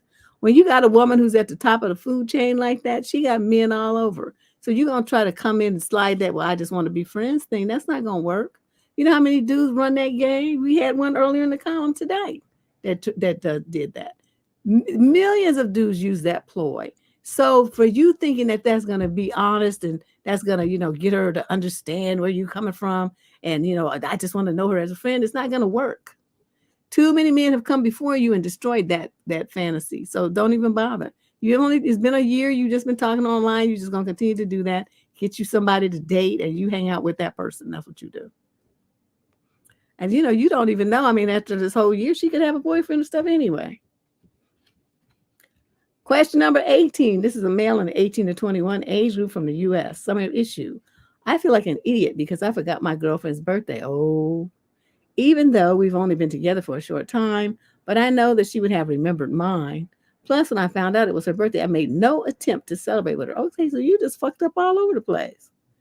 We're both 19 and we met 4 months ago at a party. We hit it off and we became friends. And a while later, we began dating. So basically, we've been going out for maybe 3 months. My girlfriend told me when her birthday was May 14th. We first began talking and I had saved it in our Snapchat conversation. Unfortunately, she came over to my house yesterday and I forgot. She didn't say anything to me about it then and seemed fine the whole day. But today when I woke up, I saw the birthday cake emoji next to her name on Snapchat. I woke up pretty late, so I hadn't texted her happy birthday. I rang her instead, which went as follows, : I asked her, was it her birthday? And she said no. Then she said she was just messing around. My girlfriend likes to joke like that. And then immediately afterwards said it's a joke. Then she said it was in fact her birthday. She seemed a little upset or off, but I didn't say anything about it. I said, okay, happy birthday. And then I told her my friend was over and I had to go. She told me to have a nice time and we hung up. She hasn't been texting me since, and I feel like she is annoyed and upset with me. I feel bad because yesterday she even bought me a little present, and I know she will remember my birthday for me. Any idea on how to rectify this? Motherfucker, you stupid. Okay, once you figured out that it was her birthday, did you, instead of having your friend and just playing like a little baby, you're supposed to tell your friend, look, we got to make a run because I forgot today was my girl's birthday and I got to take care of this. But no, that's not what you did. You just chilled around at the house and played with your friend like a big baby. So, when you have a man like you, you did what you wanted to do on her birthday. You did what you wanted to do. Because even after you knew it was her birthday, you didn't do anything. So any chance that you would have had to rectify this, you blew it. Once you told her, my friend's over, I have to hang up now. So you blew her off on her birthday, no present, no card, nothing. Didn't even remember. Blew her off in favor of your friend. Do you know what that looked like to her? Do you know how hurtful that was? Do you think that if she has any kind of self-esteem at all, that you're going to still have a girlfriend? You're not. The only way that you would still have one is if she's that desperate kind with no self-esteem and figures that, it's no big deal that you forgot. Me, I would string your ass up to the nearest cross. That's what I would do. And you would just be sitting there. That's what I would do. But, she's not me. So that's what I'm saying. You missed your opportunity to rectify this, sir. You messed up big time. And you didn't even care. You didn't give not one shit about the fact that you missed her birthday in favor of your motherfucking friend that came over. That's how important she is to you. So I want you to understand that, next time you think that you're going to be calling her up and you're going to be having some good fun with her and she turns you down, you go have fun with that friend that you played with on her birthday instead of her. Question number 19. This is a male in the 28 to 34 age group from the U.S. Female, same age group. Summary of issue. I am on the verge of having a meltdown with my girlfriend on vacation. My girlfriend of 3 years and I decided to book a trip to Italy for the next 2 weeks. Ooh, I was really looking forward to the trip, but leading up to it and only 8 hours in, I'm about to lose it. She has done nothing but complain. Leading up to our departure, the weather forecast showed cloudy weather and rain, but she was annoyed and pissed. I understood at first, but it's been going on since we got here. And to be honest, I don't want to hear it anymore. You make the best of it and still have a wonderful time, is my thought. We get here and pick up a car, and she cannot stop criticizing my driving, which was pushing me to the edge. We get to the hotel, which is a beautiful property on Lake Como, and get to our room, which opens up to the lake, and she complains about seeing a dock in our view. Like, what the fuck? Be grateful for some of the things that we get to experience and act a little excited to be here with the person you love. We're 8 hours in, and she's putting a damper on this whole trip, and I'm just trying to keep positive and have a fun energy. Am I being too sensitive and overreacting? Nope. But what you are being is too nice. Okay, so let me tell you how this would have went if this was me. Okay, so she's annoyed pissed because it's rain. Well, I mean, that's, not a big thing, but to keep complaining about it over and over and over, it's like, what the fuck you think I'm a bewitched and I'm wiggle my nose and change shit? Shut up. Nothing we can do about it. Just fucking deal with it like an adult. Okay, that's one. So then she picks up the car and she cannot stop criticizing your driving. Well, then get out, bitch, and fucking walk. Get out. I pull to the side of the road and throw her ass out. You so critical about somebody's driving, then walk. Okay, and I take off and leave her ass there. Then, okay, you get to the hotel and she complains about a dock in your view. Well, then you take your credit card and you go and you book yourself another room with no dock. That's what you do. But this is the room I booked and this has got a dock in the view. And so you're going to either shut up and stay in here or you're going to go get your own room with no dock. Which one do you want to do? Because I'm not going to listen to this all night. So then, yeah, I mean, so those are the kind of things that you didn't tell her to shut up, not one time. You didn't tell her that you didn't shut it down. You didn't, put her in her place. You didn't check her ass. If you had to toss her out the car, even if you went back and got her, she would have had a whole new respect for you. Because then she would know, don't play with him like that. He's not the one to be toyed with. He will leave your ass on the side of the road in Italy some damn where because you want to be a bitch and complain. You'd be a non-complaining bitch walking. That's what you would be. I'm telling you, I would just be like just a horrible person if I were a guy. I already know. I mean, I was like, I'm a woman, I probably would do that. Because I don't get in my car where I'm paying for stuff. I'm paying for this. And I'm driving you here and you gonna complain. All you want to do is fucking complain. Get out of my car, you catch the nearest bus or taxi or whatever you want to do. You get there on your own. But I'm taking my car and I'm driving. I'm just like, that wouldn't work for me. Man, I wish you took me to Italy. I'd be so happy. You'd be like, damn, can she stop grinning? How many teeth does she have anyway? Question number 20. This is a female in the 28 to 34 age group. Summary of issue. I just need some advice, but I don't know if I'm going mad or what I even need advice about. What? I've been my partner for 13 years, and we have a 12-year-old son and a 10-year-old son with ASD. What's ASD, y'all? What's ASD if it's a kid? Well, I'll wait until somebody types it in there. Partner has been quite verbally abusive to me over the years, and we split up for 2 years ago when we stupidly got back together and things were generally better. Nobody knows what ASD is? Nobody typed it. My ASD son is having complete meltdowns at the moment, and we're really struggling with him. Partner doesn't help, sits away from us all the time upstairs, which in turn causes my son to be more angry at him because he's never there. My son, is that it? Autism spectrum? Okay, thank you. My son is destroying things in the house and just completely making things horrible. He keeps spitting and hitting, etc. I'm having to deal with this all on my own, and I try to control the situation without losing my own temper. When Pun lashes out at partner, he will have a go at me, blames me for the way son is and calls me names and says it's all my fault, and even threatened to punch me if I didn't get my son to stop. Never has hit me, but he has gotten in my face a few times, threatening to, etc. The thing is, an hour or so later, partner will act normal, ask if I'm okay, acting like nothing has been said, and acts as if I'm the one who has a problem. He then tries speaking to son, and son will tell him to go away. It's a catch-22 because he doesn't spend time with us. He literally comes in from work, goes upstairs, comes down for 1 minute to get this dinner, then back upstairs until we're all in bed every day. So you're a married single parent. That's what you are. By the way, ASD son can be the most loving little boy 90% of the time. It's usually when something happens that he has no control over, like serving a dinner he doesn't like anymore, not going to the park because it's raining, etc. I do have my parents, so I'm not completely alone, but I feel as if I'm on my own in this house. Okay, that's it. So that was your rant. So what do you think I can do about that? Are you prepared to leave partner? Because, sometimes like if you leave partner and you're a single parent, you qualify for different kinds of assistance. And you could get respite care for your ASD child. He might even benefit from getting, some special kind of counseling or tutoring or some kind of special class for children on the autism spectrum disorder, scale. I mean, there's different things that might open up to you because the dad is there and your income would change, right? You would get more help, definitely more help than you're getting now. So think about that. If he doesn't even have a relationship with his sons, and his relationship with you is pretty much null and void because he shuts himself off. And I mean, so what is it that you're getting out of this relationship? You know, it's so interesting. We're going to have a conversation on Sunday. I hope you guys can be. I meant to upload the thumbnail, but I forgot. But we're going to be talking about the new push by the GOP, the Republicans, you know, the right wingers. They're pushing now to do away with no-fault divorce.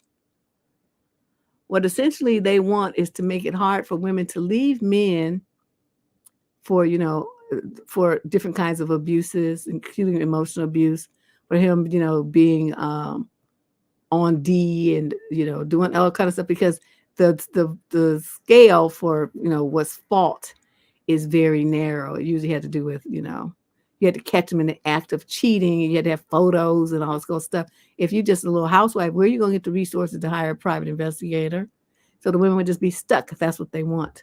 They want you to be stuck. So now they don't want you to have no abortion. So you're going to be forced to have a kid with a man. And then you're going to be, if you get made a mistake to marry him, you're going to be stuck with him until he decides he doesn't want you. So we're going to talk about that because this is going in a bad direction.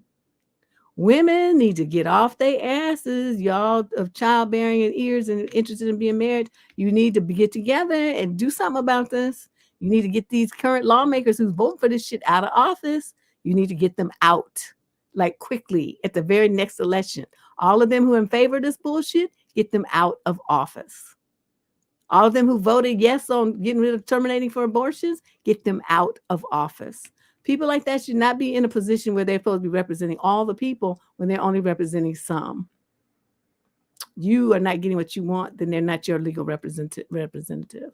But we'll talk about all that on Sunday. The time is going to be at 4 p.m. Pacific time. Check the show page. And, you know, maybe set a reminder. It's on the community wall as well. But if you go on the main homepage of the YouTube channel, you'll see the show there. Oh, it's only in certain states right now, but there are other states looking. You know how people do? They look at those states and then they want to me to it. So don't think just because one or two states started raising the cry that it's going to stay just one or two states. That's never how it works. Look at the abortion stuff. That's not how it works in this country. If they think they can get away with dropping the hammer on women and getting more control over young women's lives and bodies, they're going to do it. So that's not the right question. The question is, if it's one state, it doesn't matter. No woman in this country should have her rights curtailed to not be able to get away from a man who's not treating her right for any reason. Not one that men decide is a valid reason. One that she decides is a valid reason. So yeah, Sunday, come on and join me. It's going to be interesting. Because this right here, this husband with don't do no shit with his kids, that's a divorce to me. But under this no fault thing, well, he doesn't abuse you, so she'd be stuck with him, being miserable. The kids being miserable too. Interesting. Question number 21. This is a female in the 22 to 27 age group. Summary of issue. I need your opinion on my boyfriend's behavior. Can you help me to understand the situation? Okay, so here's the situation. Me and my boyfriend have been dating for over 4 years, and this is our first relationship for both of us. However, he refused to have intimacy with me. We've already done the preliminaries for him. He doesn't want to touch me. He's not at all religious. He has no traumas. He's not against doing physical activities. He just doesn't want to touch me and refuses to have, nook. I've already tried to talk to him about it. He answer is simple. He has a mental block that prevents him from having nook with me or touching me. I admit that he's already thought about the fact that he is potentially gay. It annoyed him and he took it very badly. Honestly, I don't know what to think about it. Is it me focusing on it and in the end he just needs more time? Or is there something wrong? I'd like your opinion on the situation. Dump this motherfucker. What's wrong with you? 4 years of this?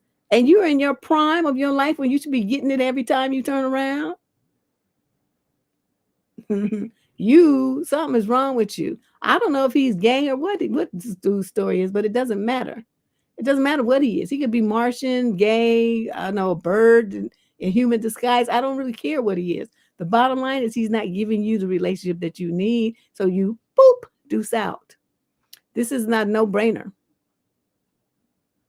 But you don't just going to stay in this for another 4 years suffering like this, and you're going to let your whole 20s pass you by. The years when you should be having a grand old time, so that when you get in your 40s and 50s, you can think about all the whole shit you did and all the fun you had with all the different men that you met. That's what you should be doing right now in your 20s. You should not be suffering with a man who doesn't want to touch you like you're nasty and dirty or something. Girl, if you don't get away from this food, these dudes, what is up with these men these days? Question number 22. This is a female in the 22 to 27 age group. Summary of issue. Not sure what to do anymore. One of my closest friends is stuck in a highly toxic relationship. She is still with her long-distance boyfriend, but she just can't seem to shed. She's been talking for years about wanting to be done with him. Years? It's significantly affecting her emotionally. She is admittedly a weak person and has had some significant trauma in her life. Her sister and I think she was trauma bonded and emotionally abused by this man, and she herself doesn't disagree. Yet every time she tries to break with him, he manipulates his way out of it. It's gotten so bad that she's cheated on him for months, but he refuses to let her go. Manipulation time and time again. Her mom and dad, both sisters, all three brothers, and all of her friends cannot stand him. He lives 1,000 miles away, yet she always has to be messaging him. He has her location at all times. He always wants to know who she's with, etc. He controls her life. We are all at a loss. She's on meds and sees a therapist, but we feel that she isn't honest with him. Anytime he gets wind that she's trying to move on or dump him, he springs into action, keeping her in his clutches. She is depressed, has been suicidal before, and anxious 24/7. Yet she is convinced, despite wanting to break up with him time and time again and cheating on him, she's convinced that she loves him and cannot let him go. She's also afraid of, quote, hurting him. We are all at a loss. I don't know what else we can do that we haven't tried. But what are you asking me for? Because, I done told y'all, I don't do crazy. And she sounds crazy to me. There's no way in this world that any sane person would allow themselves to be controlled like a puppet from some fool 1,000 miles away. You say she's depressed, she's seeing her shrink, and she's on meds. Okay, that's a trifecta of cray right there. So, since I don't do crazy people, I'm not a psychologist, I'm not authorized to diagnose or do any kind of treatment with people who are not wrapped too tight, then I can't help you. That's something she's got to shrink. And, that doctor over there needs to do something with her. That's it's outside of my control. Y'all done tried everything. There's nothing much I can say. If you saw, the only thing that you can do, is if you notice that there's any kind of money, her money or something, her valuables, some kind of way she's being, money's disappearing from her accounts or something like that, you can get the police involved in. But other than that, I mean, and even they might not do anything because she's giving it to him voluntarily and has been for years, thinking that she has a boyfriend. So I don't know what to say. Yeah, it's just what the fuck? Question 23 of 25 as we wind down. Question number, this is a female 22 to 27, a male 22 to 27, summary of issue. My boyfriend keeps touching my boobs and it's starting to bother me. Oh my God. I was wondering if this situation is something I should shift my perspective on or talk to him about. Essentially, my boyfriend is always touching my boobs. We've been together for 2 years and 9 months. It's overall been very loving and positive relationship, but as it relates to boob touching, it's always been like this. Okay, then why are you complaining now? 2 years and 9 months later. We'll be cooking or watching TV or doing something that is not at all intimate, and he'll always take an opportunity to touch my boob. I don't mind this every once in a while. I know it's because he likes them. It feels like it should be a compliment, but I will say that it's starting to get annoying. I feel like if I say something, it'll be really rejecting to him. I wouldn't give a fuck. In the past, I have asked him not to slap them. What? Okay, she goes into too much detail about what that means. He respected that boundary, but I'm afraid if I tell him not to touch them, he will withhold all physical intimacy. Good. We've had situations in the past where I asked him to do something different when it comes to initiating intimacy, and he got the message to withhold all physical for affirmation. It's not what I asked for. I think physical touch is both of our love languages, but sometimes I feel sexualized even when I know he's not intending that. Yes, he does. How should I approach this situation? Should I take this as to avoid having him withhold affection completely And if I should talk to him about it, how? If he withholds affection because what he's trying to do is manipulate you into letting him do what he wants to do to your body, even though you said no. That's what that's all about. So you let him withhold affection. You just go through life as the way you want to. And you tell him, you keep withholding affection, I'm going to deuce out and I'm going to go get it from somebody else. And I'm also going to get something from some man who knows how to respect my body and respect my no, because that ain't you, motherfucker. That's what he would get from me. I don't understand why you're so afraid of that. He's a mere boyfriend. It's been 2 years. So fucking what? Go spend 2 years with somebody else.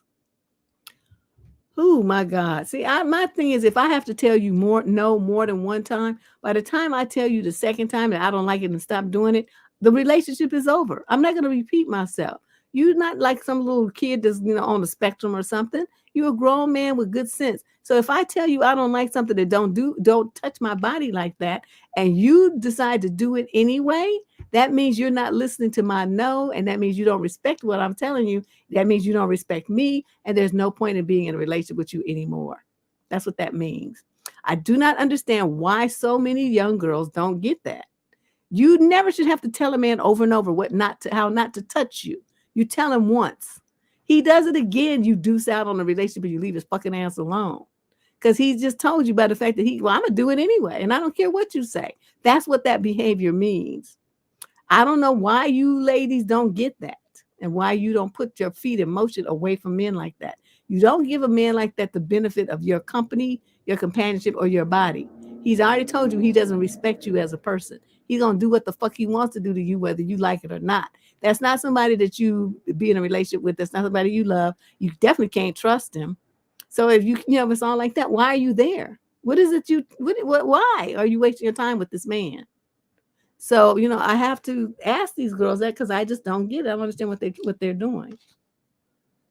So question 24, this is a female in the 20 to 34 age group from the U.S., male, same group. Summary of issue. I found a folder on my husband's phone documenting our arguments and fights, all of my financial records, my W-2, my pay stubs, my tax returns, bank statements, real estate property contracts, and my driver's license and my social security card. Wow. See, you messed up. You're supposed to have that in a safe. He shouldn't have access to that. But anyway, let's see. We've been together for 4 years. I confronted him. He said if we ever got divorced, it's for self-protection. I feel betrayed. I make a lot of money, and he is self-employed and would be entitled to half of what I have if we are in a community property state. I'm fine with that, but it saddens me to think that this feels calculating and like he's planning for it. He says it's similar to the fact that he owns a gun. He would only use it for self-protection. Same thing with this folder. It's not to actively go after me, but if I try to divorce him or kick him out, he wants to document things I've done because it makes him feel safer as he is an immigrant to this country because of me and wants to feel secure after our divorce, if it ever comes to that. Do I push the conversation or take what he says at face value? I feel uneasy about this now, and I'm not sure how to proceed. What I would do is I would go down to the immigration and I would say, you know what? I think this is a setup. I think, I married him and I think that, this is what I found on his phone. I think I'm about to get taken. That's what I think. I don't want to be married to him anymore and I want him deported. That's what I would do. I would get him to throw the fuck up out of here without a dime because he would have been trying to defraud me with using marriage. You got to, consult with some hood rats. They'll tell you how to get his ass. And make sure you go and take your phone and you start taking pictures of all his shit too. Because you might find out that he used a fake name and who you think he is isn't really who he is since he's an immigrant. You know what I mean? Shouldn't be happening. They be doing some fancy stuff and getting with women that got some money. So you need to head over to immigration and file a case on his ass right quick.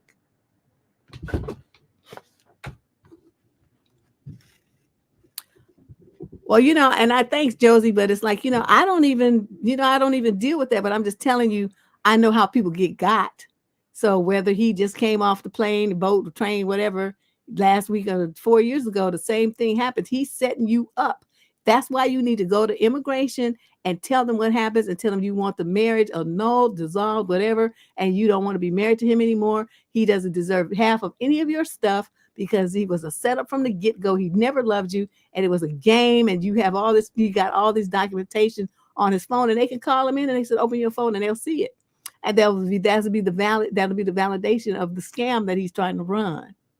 Marriage scam. And so you could protect yourself very well by doing that, but you better get on it. Thank goodness that you found it. But you know, I say there's no accidents. You were meant to see that. So now you need to take action. You don't just sit there bringing your hands talking about woe is me. Get your ass up and you go down to immigration and you file that claim tomorrow. And then any bank accounts and stuff that you have that he has access to, take that shit out and put it somewhere else and put it under somebody else's name, like your mother or something, so he can't get to it. Yep, I'm telling you, staying single is like the best thing. It's like as more and more laws change and more men are losing their minds and not treating women well as that they're married to, it's becoming more and more obvious that single women who go and buy their own homes, their own investment properties, set up their own retirement accounts, buy their own vehicles, and live their own lives are much better off than those women who got married. There's just no, I mean, the way, I mean, it may have been different, I don't know, 20, 30, 40 years ago, I don't know. All I can tell you is this shit ain't working now because these men ain't about nothing. Some scandalous folks. Question number 12. Oh, look, we got 26 questions. She told me it was 25. Wait a minute. Hold on a second. That looks long. Okay, it's actually 26 questions. Sorry, y'all. Female on the 22 to 27 value. Oh, and the last thing, no, you don't say a word to him. You move in silence. Move in silence. But make sure before you go down to immigration, you get any copies of any documentation he has, and you take a picture of it too in your own folder on your phone so you can give it to immigration when you go down there so they can run it and see if his social security number or anything other that he's using is false and fake. Because since he's doing, working self-employed, there will be no reason for anybody to check his social security card and stuff like that, like an employer would have to do. So heed my words. Take a picture of whatever he got, and you go down to immigration and you sing like a canary and tell everything. Female in the 22 to 27 age group from the UK. Summary of issue: internet shenanigans. Is a guy asking for news and then receiving them, and then them saying they were never interested anywhere and were playing a prank on you, a form of sexual bullying? I don't even know what that means. But I'm going to tell you, this is not sexual bullying, but what you are is stupid. You're stupid broad. You got some complete stranger asking you for naked pictures of yourself and you send them? First of all, if some man asked you for naked pictures of yourself, why did you not immediately disconnect and block him? Why would you participate in some bullshit like that? What's wrong with you? Are you that desperate for attention? Seriously. You don't know what these dudes be doing with them pictures. You don't know what they be doing with them pictures. That is some of the dumbest shit that women could ever do. I don't know what possesses y'all to do some shit like that. Have you lost your minds? And you sitting up there and he got him and he says he was never interested. What, you think he's going to be interested because you showing him your coochie? That's the source of his interest in you. And you mad now because you done showed him your talents, your tatas and your booty and everything. And you mad because now he say he not interested?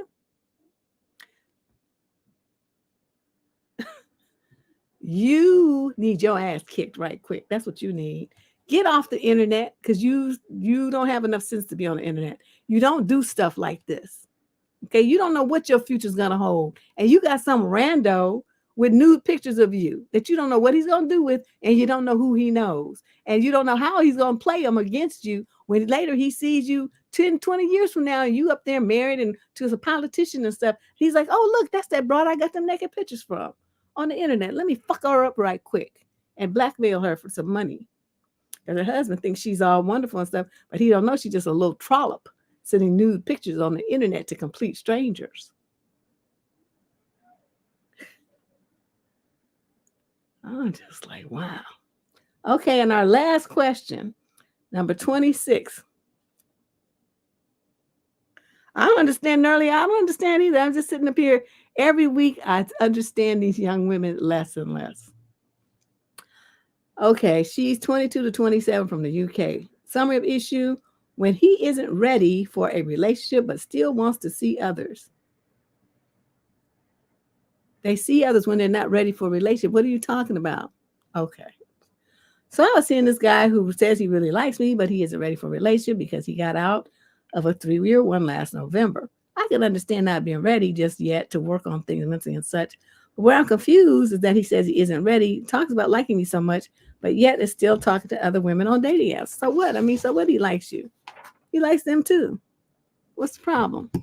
Mind you, he also says he doesn't want to be in a relationship with me, quote, yet. But I feel like it's wrong to say that to someone if you are still actively looking for other people because that, quote, yet might not actually happen if you find someone else. Exactly.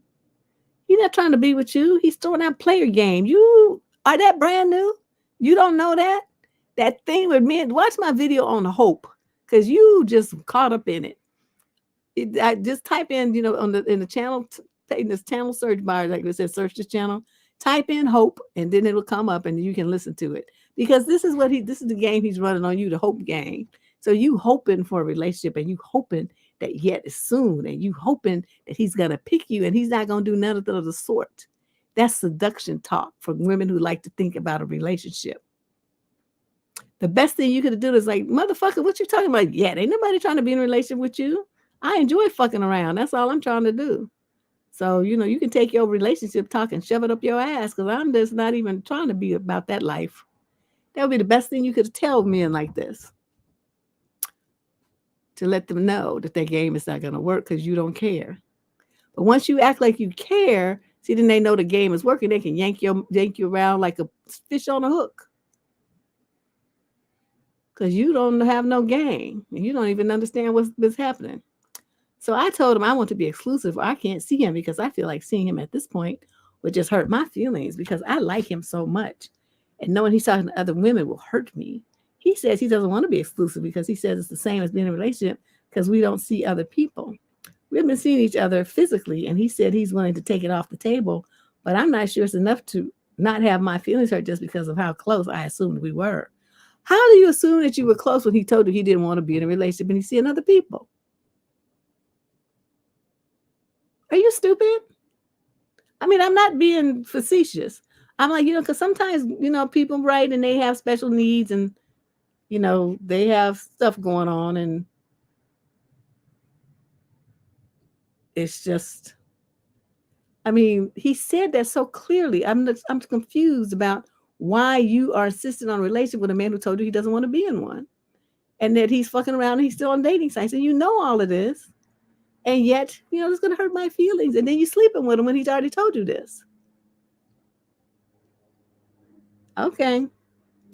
Also, a little while back, we kind of had a talk about being exclusive where he had suggested me being his, quote, number one priority. And then every other one would just come before in his list of priorities, which I thought wasn't fair because at that point, wow, you were doing a disservice to the other women. And at that point, why even talk to them? Because he can.